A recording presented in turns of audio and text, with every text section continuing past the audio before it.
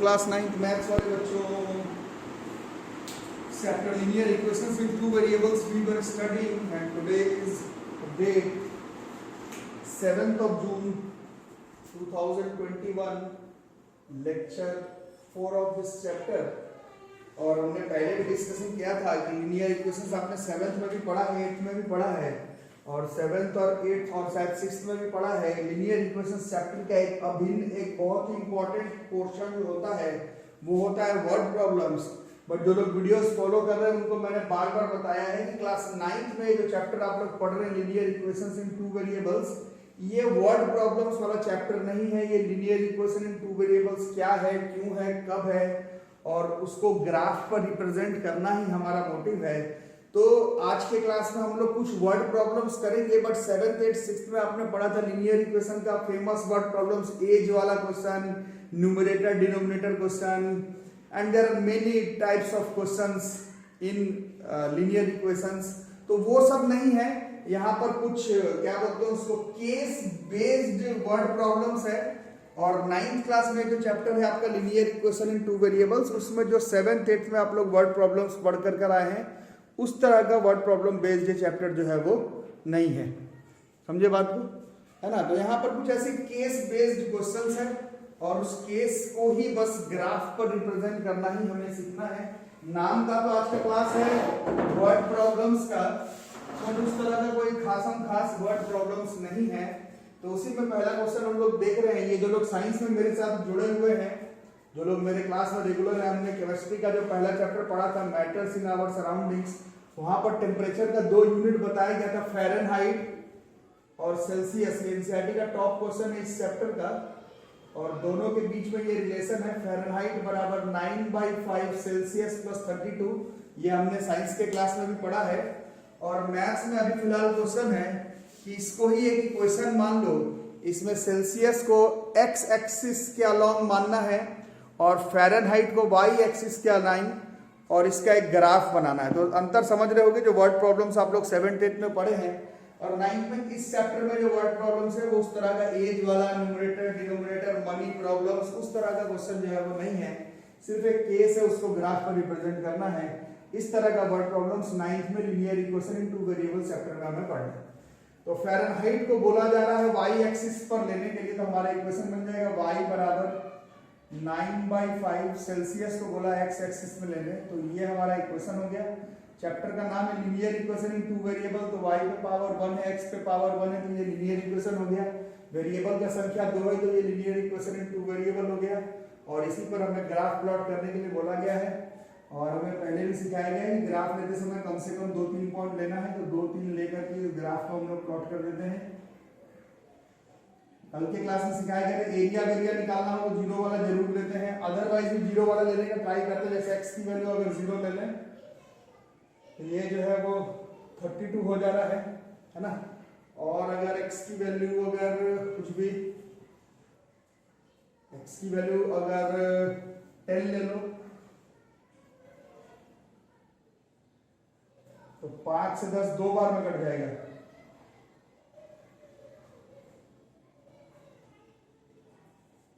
है ना। 5 भी ले सकते हो, उतना अगर नहीं बड़ा ग्राफ नहीं बनाना है तो 5 ही ले लो। चलो x की वैल्यू 5 ले लेते हैं, तो ये 5 5 1 नाउ बट दिस इज 41, है ना। तो 0 32 5 41, x की वैल्यू 5, ये समझ में आ रहा है ना। 9/5 × 5 अगर करते हैं तो 9 + 32 41। इसी का ग्राफ प्लॉट करना है आप लोगों को, ग्राफ पर बनाना है। You have to make this in graph पर रिप्रेजेंट करना है। जो लोग नहीं बना रहे हैं उनको मैं क्या ही बताऊं, कल से हमारा ऑफलाइन भी स्टार्ट हो रहा है। तो जो लोग नहीं बना पाए, जो लोग नहीं सिलेबस कवर कर पाए, जो लोग मेरे साथ नहीं बन पाए, उन लोग मेरे वहाँ मत आना पढ़ने के लिए, है ना। दूसरे जगह कहीं पर देख लेना। बाकी जो लोग बराबरी पर है हम लोग क्लास करते रहेंगे। तो x की वैल्यू बहुत ज़्यादा नहीं है, 5 का ही है, तो 5 का ही ले लेते हैं। और y पर वैल्यू 41 तक जा रहा है,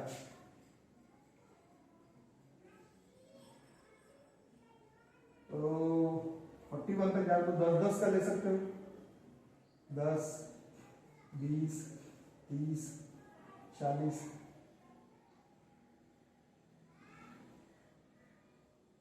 एक्स एक्सिस है, वाई एक्सिस है।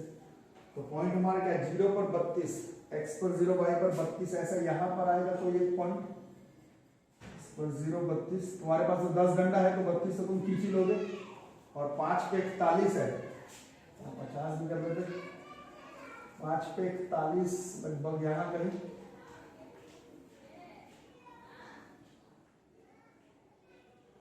पे 41, और इसी का ग्राफ बनाना है, और लीनियर इक्वेशन का ग्राफ हमेशा स्ट्रेट लाइन होता है।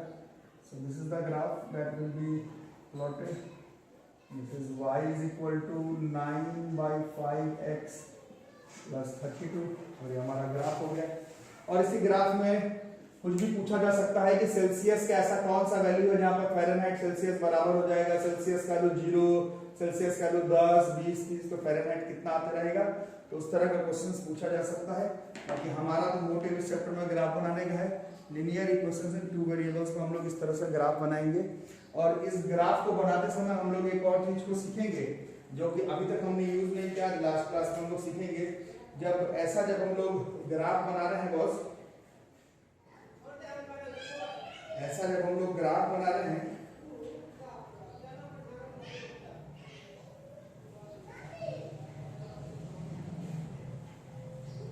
ठीक है, ऐसा हम लोग ग्राफ बना रहे हैं तो इसमें हमें लिखना पड़ता है स्केल फैक्टर। ठीक है, तो जैसे y एक्सिस पे देखो तुम्हारे पास ग्राफ होगा, यहां से यहां तक ऐसे 10 छोटा छोटा डब्बा होगा, देखो 10 स्मॉल डिवीजन, देख लो दिखेगा, दिख रहा होगा, देख लो एक बार, दिख रहा होगा, है ना। तो वो लिखना पड़ता है y एक्सिस में हमने क्या किया, 10 स्मॉल डिविजन्स, 10 मतलब एक पर ऐसे 10 देखो लाइन 1 2 3 4 5 6 7 8 9 10 है, जिसको कि हमने 10 माना है। 10 स्मॉल डिविजन्स, 10 छोटा डिवीजन 10 फ़ारेनहाइट को रिप्रेजेंट कर रहा है ना, वाई एक्सिस पर फ़ारेनहाइट का, और एक्स एक्सिस पर क्या किया है, एक्स एक्सिस पर एक डब्बा जो है, एक डब्बा को मैंने 5 माना है, तो इन एक्स एक्सिस 10 स्मॉल डिविजन्स, ऐसा है ना, 10 देखो होगा 1 2 3, इसको मैंने 5 माना हुआ है, तो दिस इज 5 डिग्री सेल्सियस। ये स्केल पर आपको लिखना होगा। कल परसों का ग्राफ समझा रहा था इसलिए नहीं लिखा था, बट जो केस डिपेंडेंट क्वेश्चन होते हैं उसमें हमें बड़ा यूनिट को रिप्रेजेंट करना पड़ता है, तो वो हम लोग स्केल फैक्टर में लिखना जरूरी होता है। कुछ लोग पूछेंगे ये नहीं लिखने पर क्या होगा, तो 100% आपका नंबर जो है वो कट जाएगा, है ना।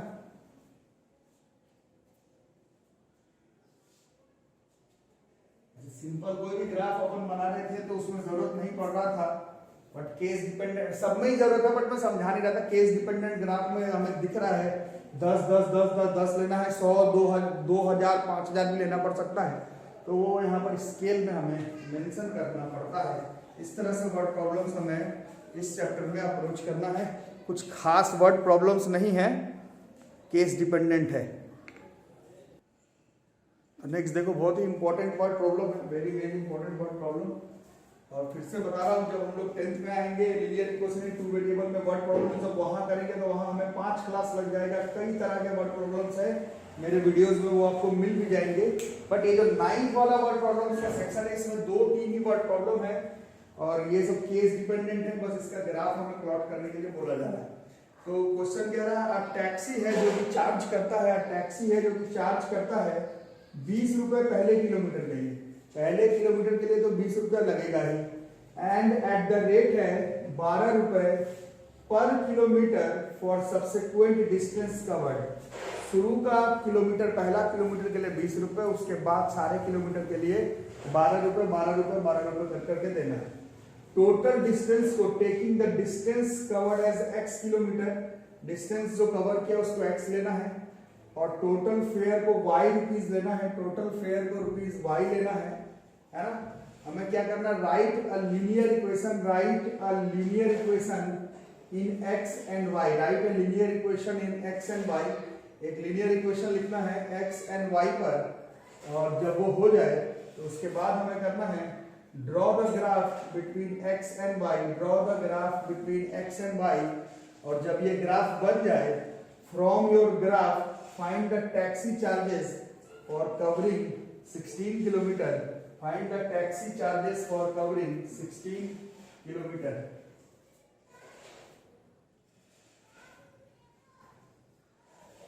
ठीक है, find the taxi charges for covering 16 kilometre. तो क्या करना है, समझ गए होगे। तो खर्चा निकालना है, फेयर है y रुपीज, तो टोटल खर्चा कैसे निकलेगा, ये देखो y है, पहले किलोमीटर के लिए 20 रुपया देना है, टोटल डिस्टेंस x कवर करना है, उस x में से 1 किलोमीटर का तुमको 20 रुपया देना ही है, तो बाकी जो 12 रुपया बचा वो कितने डिस्टेंस के लिए देना होगा, टोटल डिस्टेंस है x, उसमें 1 किलोमीटर का तो 20 रुपया देना है, बाकी जो 12 रुपया है उस x में से 1 खत्म, x माइनस 1 किलोमीटर के लिए 12 रुपया दोगे। कुछ समझ में, जैसे 5 किलोमीटर चले, पहले किलोमीटर के लिए तो 20 रुपया देना है, बाकी 12 रुपया अगले 4 ही किलोमीटर के लिए देना है ना। तो उसी तरह से अगर टोटल डिस्टेंस x है, उसमें पहले किलोमीटर के लिए 20 रुपया देना है, तो बाकी जो x माइनस 1 बच गया उसके लिए तुमको हर किलोमीटर पर कितना रुपया देना है, 12 रुपया। इसको मल्टीप्लाई करने पर तुम्हारा टोटल खर्चा निकलेगा, और ये जो है तुम्हारा इक्वेशन हो जाएगा। ये बहुत इंपॉर्टेंट क्वेश्चन आता है एग्जाम में, ये हमारा इक्वेशन हो गया। इस इक्वेशन को हम लोग थोड़ा बढ़िया से खोल खाल के लिखते हैं। This is y is equal to 20 plus 12x minus 12, और you can say y is equal to 12x, 20 में से 12 गया, दिस इज लाइक 8। ठीक है, y is equal to 12x plus 8 हो गया, 12x प्लस 8, और इसका अब हमें क्या बनाना है, आप लोग समझ गए। अब हमें इसका ग्राफ जो है वो बनाना है। ठीक है, इसका ग्राफ बनाने के लिए एक आध पॉइंट लिया जाए।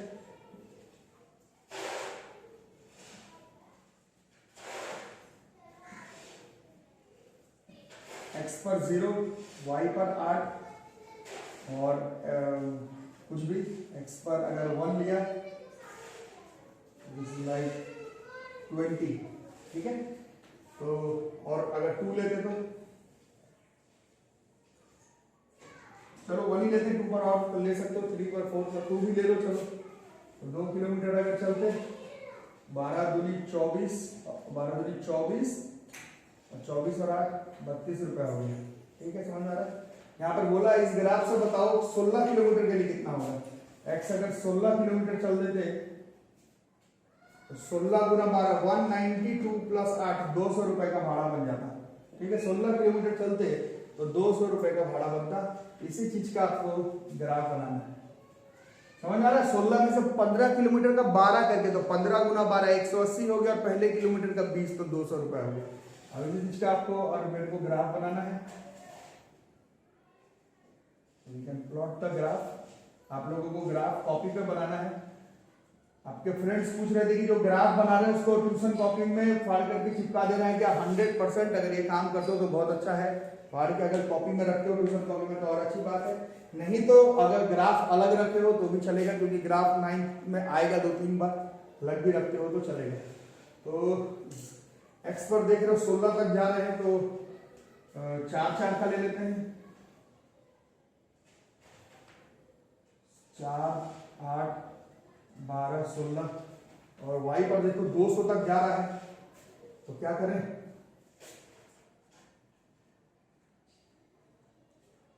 $200 तक जा रहा है। क्वेश्चन मिटा दूं,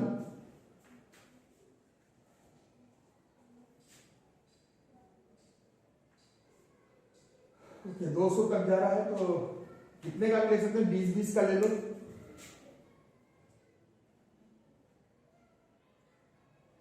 मैं 8-8 का ले लेता हूं। 8-8 में भी 200 पहुंचाना बहुत दिक्कत ही होगा, तो पूरा 200 तक बनाने का जरूरत नहीं है, मैं यहीं तक बना लेता हूं, है ना। 8-8 का ले लेते हैं। 8, 16, 24, 32 पूरा। ये तो मैं तुमको समझाने के लिए बता रहा हूं।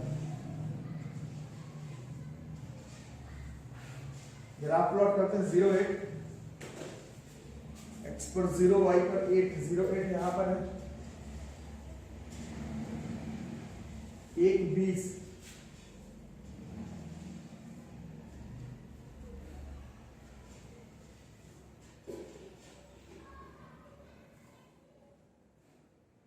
x पे 1 ले लोगे यहाँ पर, और y पर 20, यहाँ पर कहीं पर आएगा x पे 0 और 4 का आधा 2 होगा, नहीं करने आ जाएगा ना, पूरा 4 का है तो आधा 2 पर है तो उसका आधा 1 पर कहीं होगा, अपने से देख करके करना। और 16 24 के बीच यहाँ पर कहीं पर होगा 1 20, इधर से 2 32, 0 और 4 के बीच में यहाँ पर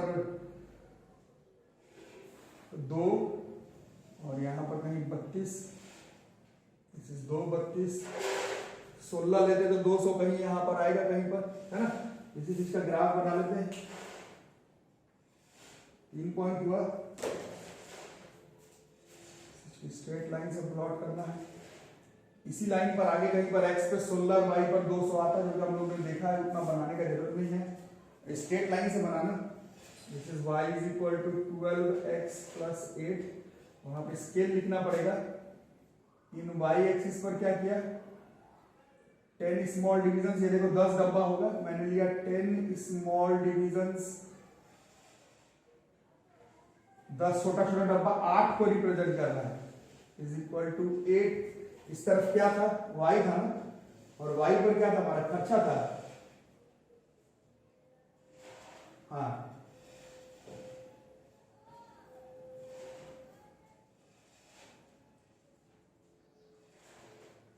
y पर खर्चा था ₹8,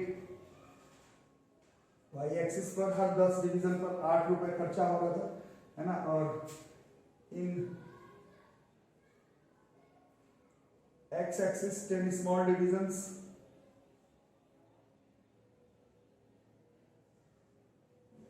ये जो है 4 किलोमीटर का, 10 डब्बा होगा वो 4 किलोमीटर को रिप्रेजेंट कर रहा होगा। तो x एक्सिस, इस तरह से यूनिट्स लिखना ही पड़ता है स्केल्स में। 10 डब्बे को 4 माना हमने, है ना, इधर 10 डब्बे को 8 माना, तो ये हम लोग मैनिपुलेट वर्ड प्रॉब्लम्स में करते रहते हैं। तो इस तरह से हमें वर्ड प्रॉब्लम्स बनाना है, ज्यादा है नहीं, 2-3 ही है हर किताब मिला करके। तो इस तरह से हम लोग वर्ड प्रॉब्लम्स को बनाएंगे, और हमारा ये चैप्टर जो है वो लीनियर इक्वेशन 2 वेरिएबल्स खत्म हो गया। कल से हम लोगों का ऑफलाइन क्लास भी स्टार्ट हो रहा है, 8 जून मॉर्निंग 7:30 AM, मॉर्निंग 7:30 बजे से। और फिजिक्स का चैप्टर 2 स्टार्ट होगा। जो लोग भी कल आने वाले हैं, कल से आने वाले हैं, वो लोग मेक श्योर करना कि फिजिक्स का चैप्टर 1 पढ़ा हुआ हो। नहीं पढ़ा हुआ तो इसको बंद करके पहले फिजिक्स का चैप्टर 1 मेरे वीडियो से, एनसीईआरटी बुक से, दोस्तों से कॉपी लेकर के मैनेज करके ही कल आना। फिजिक्स का चैप्टर 2 होते होते हम लोग बायो का भी चैप्टर 1 स्टार्ट कर देंगे। तो कल से ऑफलाइन भी क्लास चलेगा, ऑनलाइन भी क्लास चलेगा, तो लोग आ सकते हैं, आ जाएंगे, और हम लोग कल से ऑफलाइन प्लस ऑनलाइन दोनों क्लास करेंगे। ठीक है, तो मिलता है अगले क्लास में, तब तक के लिए थैंक यू।